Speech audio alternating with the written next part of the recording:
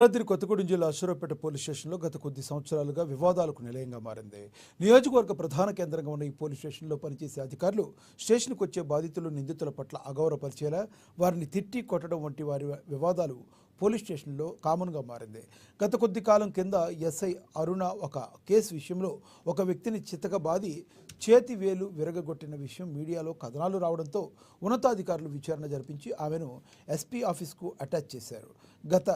ఇది గడవక ముందే తాజాగా కోడిపుంజు దొంగతనం చేశాడన్న ఓ వ్యక్తిని ఎస్ఐ చితక బాదడంతో ఆ వ్యక్తి అనారోగ్యంకు గురై హాస్పిటల్ పాలవడంతో మరొక్కసారి ఈ పోలీస్ స్టేషన్ వార్తలో నిలిచింది. ఇచ్చారు సార్.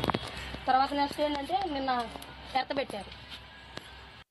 భద్రాద్రి కొత్తగూడెం జిల్లా అశ్వరావుపేట మండలం నారంవారిగూడెం గ్రామానికి చెందిన దాసరి అప్పారావు అనే వ్యక్తి తన కోడిపుంజు పోయిందని, దాన్ని తన గ్రామానికి చెందిన కలపాల నాగరాజు అనే వ్యక్తి దొంగిలించాడని స్థానిక పోలీస్ స్టేషన్లో ఫిర్యాదు చేశారు.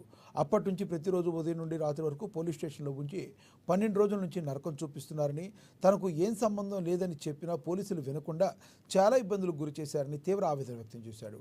బూతులు తిట్టి తీవ్రంగా కొట్టారని బాధితుడు బోరుమన్నాడు.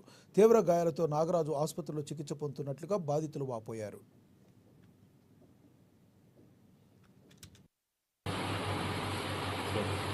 మాట్లాడలేదు.